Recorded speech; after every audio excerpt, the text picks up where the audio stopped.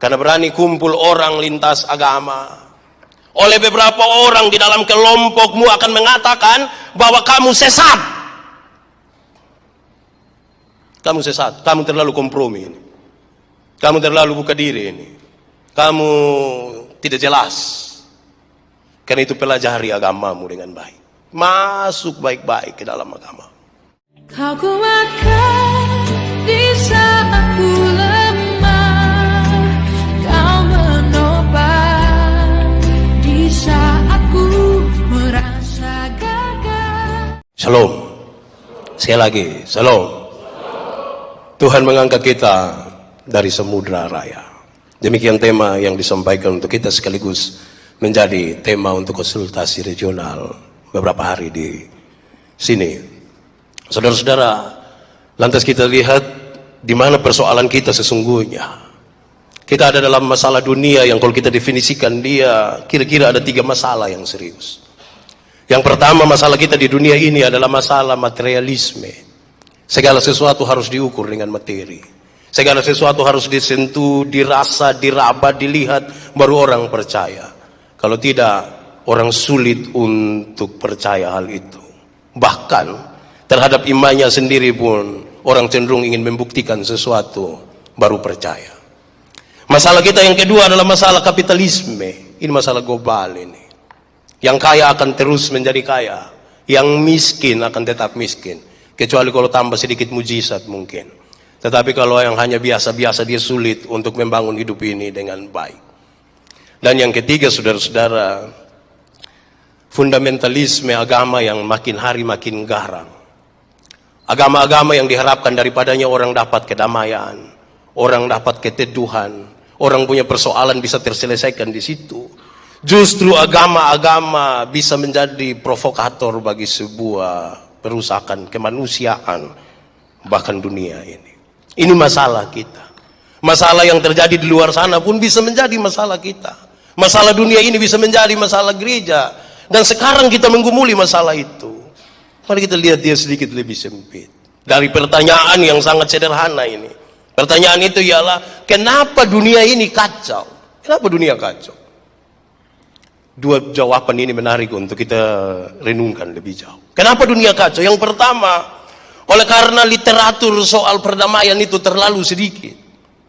Buku-buku yang menulis tentang perdamaian itu sedikit sekali.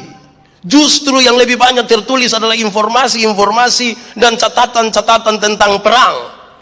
Bagi kita yang tidak terlalu suka membaca, persoalan kita ialah diskusi-diskusi kita di sekitar perdamaian itu terlalu sedikit. Lebih gampang orang berdiskusi dan bercerita tentang peperangan. Lebih gampang orang mendapat informasi tentang sesuatu yang merusak, bukan yang menjadi baik dan membawa damai.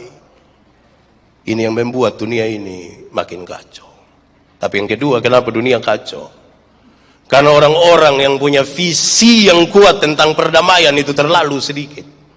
Ulangi. Karena orang-orang yang punya visi yang kuat tentang perdamaian itu terlalu sedikit. Kalau boleh saya ingin menyebutkan, sejarah ini mencatat baru ada Mahatma Gandhi, Martin Luther King, dan 1-2 orang yang tidak terlalu terkenal. Bayangkan kalau untuk dunia yang begini luas dengan jumlah manusia yang begini banyak dan hanya 2 orang yang punya visi perdamaian yang kuat.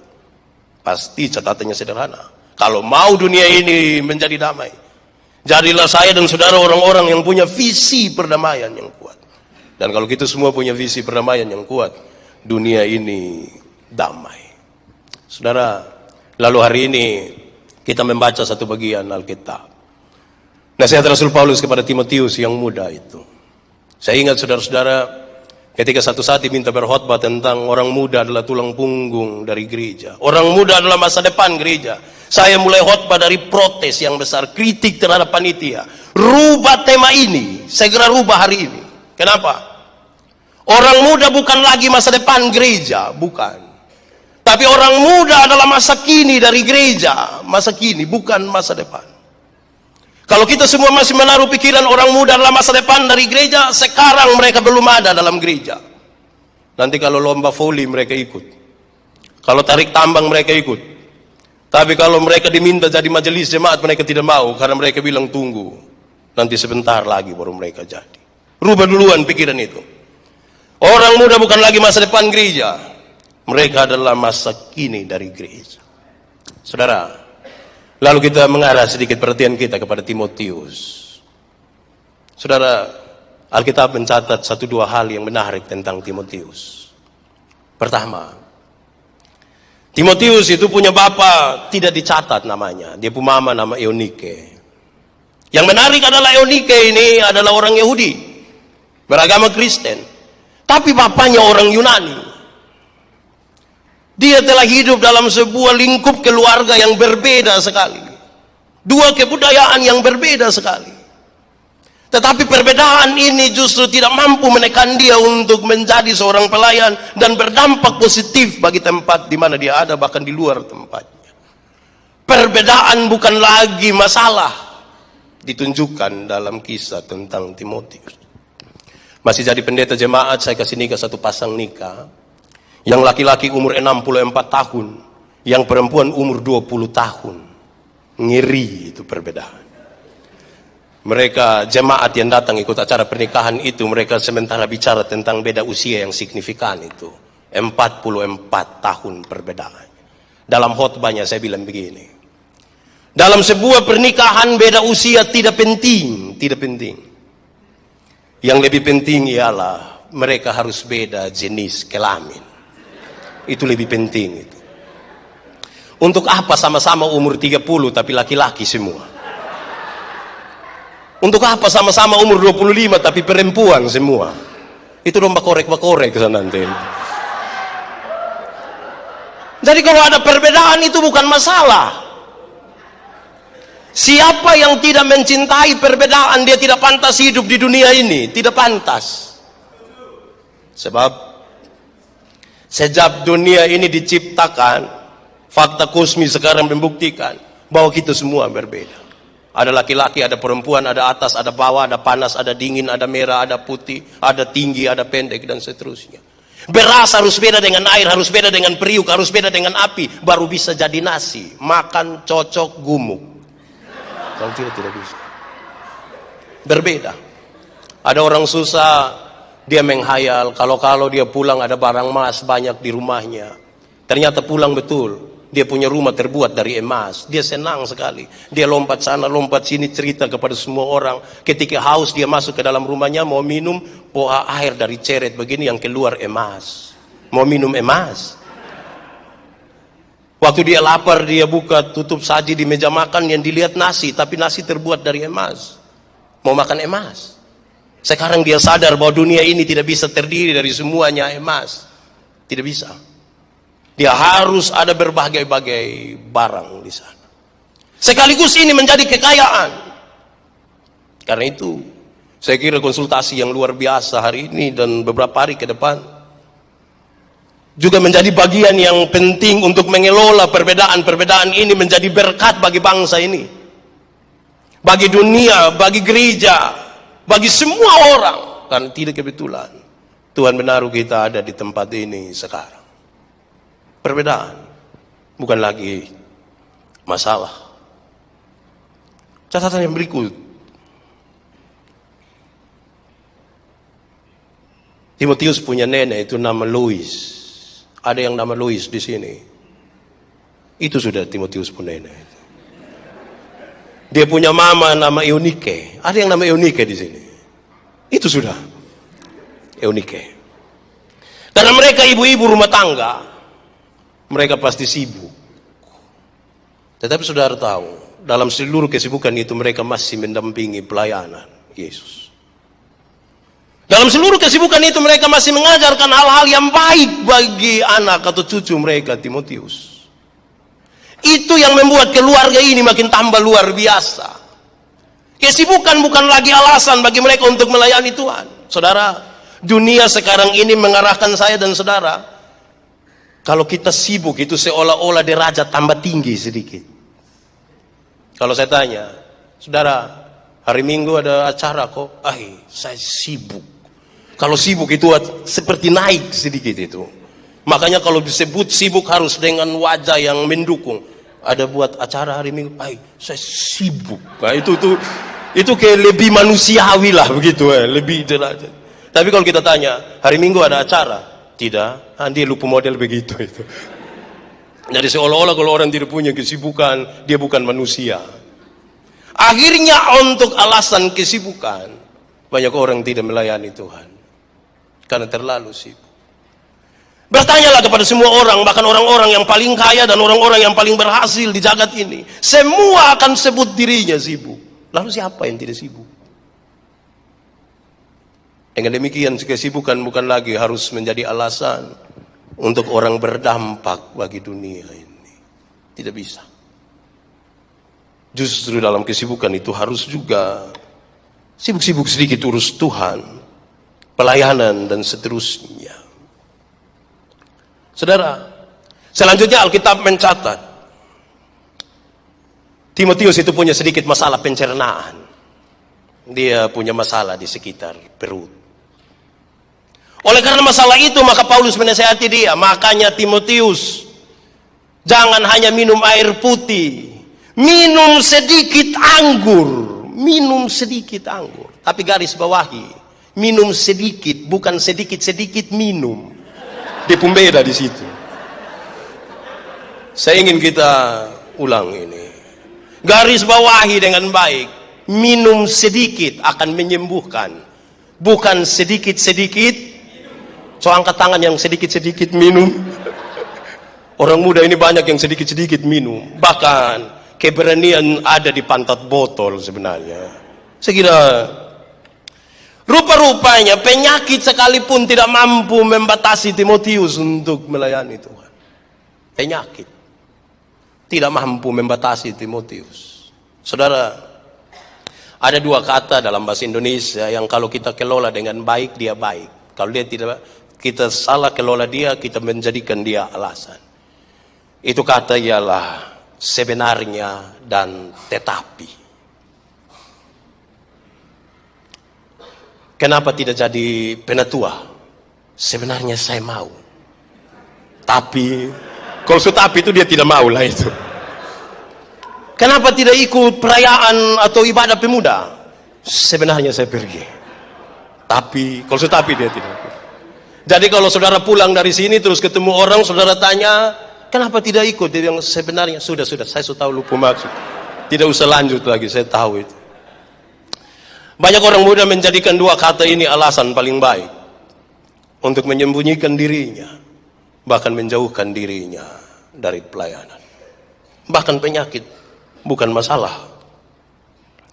Saudara, Alkitab juga mencatat Timotius ini, dia telah memahami Alkitab sejak masih anak-anak, masih kecil, belajar Alkitab dengan baik, mendasari hidupnya dengan firman Allah. Dan ini yang membuat dia kemudian menjadi luar biasa dan berdampak bagi lingkungan dan bagi kemuliaan nama Tuhan. Orang-orang muda Gemit ini punya program banyak. Satu saat mereka buat semacam kampanye damai lintas agama. Sejumlah orang berkumpul di situ, dari NTT, dari NTB. Saya diminta bicara. Saya bilang kepada mereka, adik-adik telah memulai sesuatu yang baik. Tapi ingat dua hal. Satu, baca baik-baik dulu ajaran agamamu. Pelajari dengan baik ajaran agamamu, tidak boleh di permukaan saja. Sebab kalau tidak masuk sampai di dalam, ini akan jadi masalah besar dalam hidup. Siapa memahami ajaran agamanya dengan baik, masuk lebih baik ke dalamnya, dia akan memahami pesan-pesan penting untuk menjadi berkat bagi dunia ini. Tetapi kalau hanya bermain di permukaan, kecenderungan dia ingin mengatakan kalau dia benar, Anda harus salah. Kalau dia salah berarti Anda yang benar. Maka kecenderungan kita perang. Kapan dunia ini damai? Yang kedua, adik-adik harus sedikit hati-hati. Karena berani kumpul orang lintas agama. Oleh beberapa orang di dalam kelompokmu akan mengatakan bahwa kamu sesat. Kamu sesat, kamu terlalu kompromi ini. Kamu terlalu buka diri ini. Kamu tidak jelas. Karena itu pelajari agamamu dengan baik. Masuk baik-baik ke dalam agama. Baru menyadari sesuatu yang besar dalam hidup ini. Tuhan itu luar biasa. Tuhan yang luar biasa ini tidak bisa dipahami oleh satu orang. Kecuali kalau dia membuka diri, mendengarkan cara perjumpaan Tuhan. Dengan seorang pendeta, beda dengan Tuhan berjumpa seorang ibu rumah tangga, beda Tuhan berjumpa seorang anak muda, beda Tuhan berjumpa seorang pedagang, beda Tuhan berjumpa dengan semua orang. Supaya satu saat ketika kita berkumpul begini dan bercerita tentang perjumpaan dengan Tuhan yang berbeda-beda itu, kemudian kita sepakat, ternyata Tuhan kita luar biasa. Tetapi kalau kita punya pengalaman iman sama saja, sama seperti kita dua nonton satu film yang sama, pulang kita dua cerita ulang itu film. Yang tadi itu, yang pakai baju merah itu, dan orang bilang jangan sampai don dua sugila. Perjumpaan yang berbeda. Alkitab kemudian mencatat begini. Timotius itu mendampingi pelayanan Paulus kemana-mana. Koma tambah satu. Timotius juga setia mendampingi ketika Paulus ada di penjara. Dia ikut Paulus pesiar-pesiar, keliling-keliling, status ada di semua tempat. Tetapi dia tidak lupa bikin status ketika ada di penjara. Check in, lapas, kelas 2. Pasti orang banyak komen, kenapa leka? Terus dia komen, tidak, bukan saya dampingi Paulus saja. Tapi pesannya begini, bukan hanya senang dia ada. Di saat yang rumit, di saat yang susah pun dia ada di situ. Dia hadir di situ. Bukan hanya sekedar untuk mencari keramaian, mendapatkan keuntungan di situ. Tapi juga memberi diri. Bahkan dia berkorban di situ. Kami punya menara doa di Kupang. Kami berdoa bagi kota Kupang 1 kali 24 jam. Setiap hari. Sampai satu pertanyaan ini saya berikan bagi mereka dan kemudian kami berhenti berdoa sampai hari ini. Kami berdoa bagi orang-orang miskin yang ada di Kupang, orang-orang susah dan semua orang kami berdoa. Terus sampai satu saat saya tanya, kita sudah berdoa bagi orang-orang susah ini. Tapi kemudian beras apa yang akan kita antar ke sana? Siapapun pakaian yang akan kita antar ke sana? Siapa punya waktu yang akan sama-sama dengan kita? Siapapun tenaga yang akan kita pakai? Karena Alkitab bilang begini, Tuhan, ini aku, utus aku. Bukan Tuhan, ini aku tapi utus dia, Tuhan. Tuhan, ini aku, utus aku. Supaya di saat baik kita sama-sama. Di saat susah juga kita sama-sama. Ada banyak orang muda cari untung saja.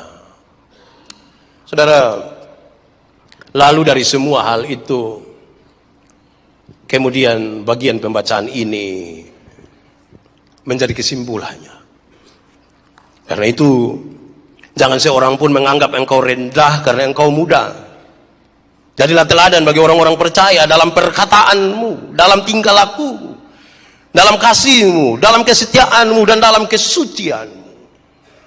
Ini semua akan menjadi dampak yang baik. Saya menulis sebuah tulisan kecil, judulnya sederhana. Kalau Anda dikenal dunia ini sebagai milik Tuhan, maka Tuhan harus kelihatan di dalam diri. Ulangi. Kalau Anda dikenal dunia ini sebagai milik Tuhan, maka orang harus melihat Tuhan di dalam hidupmu. Tuhan harus kelihatan di dalam hidup. Tetapi kalau engkau menggunakan banyak label yang menggunakan bahwa Anda milik Tuhan, tapi Tuhan tidak kelihatan di situ, kita belum pantas disebut anak Tuhan. Karena itu sekarang bernampaklah bagi bangsa ini, siapa mengaku dekat dengan Tuhan, dia peduli pada lingkungan di mana dia berada. Siapa mengaku dekat dengan Tuhan, dia sadar bahwa kepada dunia inilah dia diutus. Untuk itu, ubahlah dunia ini oleh pembaharuan budimu. Tidak bisa pakai pepatah, masuk kandang kambing mengembik, masuk kandang ayam, ayam hilang. Tidak bisa. Tidak pas itu. Ubah ini dunia oleh pembaharuan budimu. Sekali lagi, siapa mengaku dekat dengan Tuhan, dia peduli pada lingkungannya. Sebab ketika dia tidak peduli pada lingkungan di mana dia berada, misi Tuhan, karena begitu besar Allah mengasihi dunia ini. Kata dunia ini berasal dari kalimat yang sederhana. Dunia, jagat raya dan segala ciptaan di dalamnya. Allah mengasihi dunia dan segala ciptaan. Siapa mengaku dekat dengan Tuhan, dia peduli pada dunia. Kalau dia tidak, hubungan dia dengan Tuhan pun terganggu. Kok bisa begitu? Iya. Saya pernah cerita beberapa orang di sini, dari luar saya cerita ulang. Saya melayani di Sabu kira-kira 5 tahun. Kami biasa ibadah rayon, itu di Gemit kenal ibadah rayon. Itu hari Senin, hari Rabu, hari Jumat. Kami biasa buka tikar besar di depan Emu Kelaga. Emu Kelaga itu rumah panggung di Pulau Sabu. Kami duduk bersila di situ. Lampu yang paling besar ditaruh di mana pendeta ada di situ. Kami mulai duduk dan beribadah. Hari itu saya pergi jemaat, senang sekali. Ya namanya pendeta ke rumah jemaat. Kami mulai berdoa dan mereka senang. Saya berkhotbah dan mereka senyum-senyum. Saya pikir ini khotbah pasti masuk ini. Yang menarik adalah kami habis ibadah, mereka masih senyum-senyum. Saya mulai pikiran dengan senyuman mereka. Saya tanya mereka, jemaat, iya Bapak, kamu senyum-senyum apa? Mereka tambah senyum lagi. Saya tanya seorang diaken, Welmin Ceriu namanya. Saya bilang, Nadau, kamu senyum-senyum apa? Dia cepat-cepat tulis di satu kertas kecil. Dia antar ke saya. Saya penasaran apa isi. Saya segera buka, ternyata dia tulis, maaf, Bapak Prosleting tidak tarik. Saya marah itu. 1 jam kita sama-sama, engkau lihat ada masalah di saya, engkau diam-diam itu. Sekarang tolong jawab jujur. Kira-kira tadi dorang pu ibadah bisa berlangsung dengan baik atau tidak? Bisa atau tidak? Kenapa tidak? Ada hal yang tidak terselesaikan di antara mereka. Siapa mengaku dekat dengan Tuhan, peduli pada lingkungan di mana dia. Kalau tidak, hubunganmu dengan Tuhan pun terganggu. Jangan bilang yang penting saya dan Tuhan aman, dengan Anda tidak. Tidak. Siapa mengaku dekat dengan Tuhan.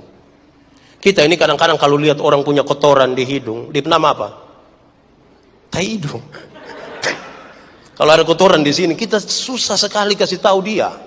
Mau kasih tahu tuh rasa ke bagaimana ya. Herannya kita tidak kasih tahu dia, tapi kita kasih tahu orang lain.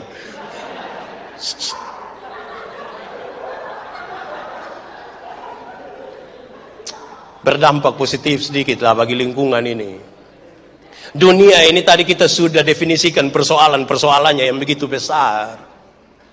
Kalau kita semua orang-orang muda hari ini mampu mendefinisikan persoalan-persoalan dunia yang sudah sebegitu besarnya, maka saudara dan saya tidak boleh lagi jadi donatur persoalan bagi dunia ini. Kita tidak boleh lagi jadi penyumbang masalah bagi dunia ini.